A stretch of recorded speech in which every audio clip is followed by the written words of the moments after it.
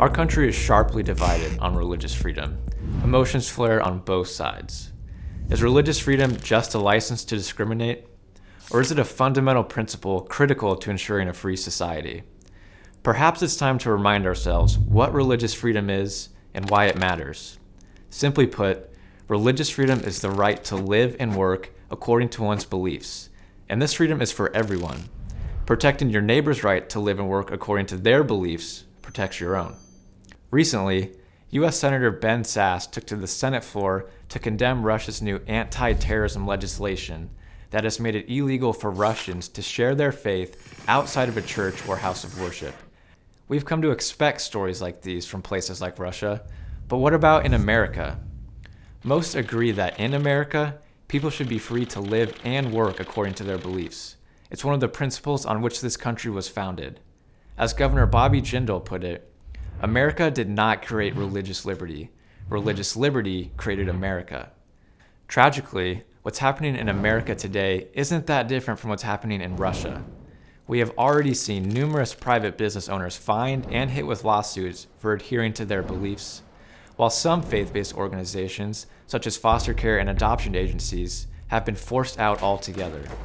Just in recent weeks, an openly anti-Christian bill that would shut down religious schools in California was voted out of committee. In Virginia, Governor Terry McAuliffe vetoed a religious freedom law that simply stated clergy who refused to participate in marriage ceremonies on religious grounds could not be penalized. Governor McAuliffe even called the effort an oxymoron. The U.S. Supreme Court let stand a regulation in Washington that requires all pharmacists to sell abortion-inducing drugs regardless of religious or moral objections. Justice Alito gave an ominous warning in his dissent. If this is a sign of how religious liberty claims will be treated in the years ahead, those who value religious freedom have cause for great concern. Here in the heartland, churches in Iowa were on the verge of being censored. One pastor was forced to file a federal lawsuit to stop the government from limiting the church's teaching on biblical sexuality or forcing the church to open its restrooms and showers to members of the opposite sex. Just as we decry and denounce a direct assault on religious freedom in Russia, we must do so here. Contrary to popular belief, the phrase separation of church and state is never used in the Constitution, and its original meaning has been grossly distorted. The phrase was used by Thomas Jefferson in a letter to express that the government cannot control religion or the beliefs of religious groups, the very antithesis of the idea that religion should be kept out of government and the public square. This phrase is probably more widely known than what is actually written in the Constitution.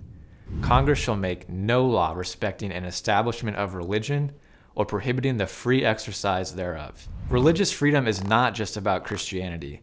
Religious freedom is for everyone. This critical freedom gives everyone the right to believe and adhere to the lifestyle that they choose, and ensures that the government cannot control, dictate, or force you to promote a message that goes against your religious or non-religious beliefs. Supporting religious freedom guarantees that no one, regardless of their beliefs, is bullied by the government or coerced into retreating from civil and political life. Religious freedom is a fundamental principle for a free society and a free people.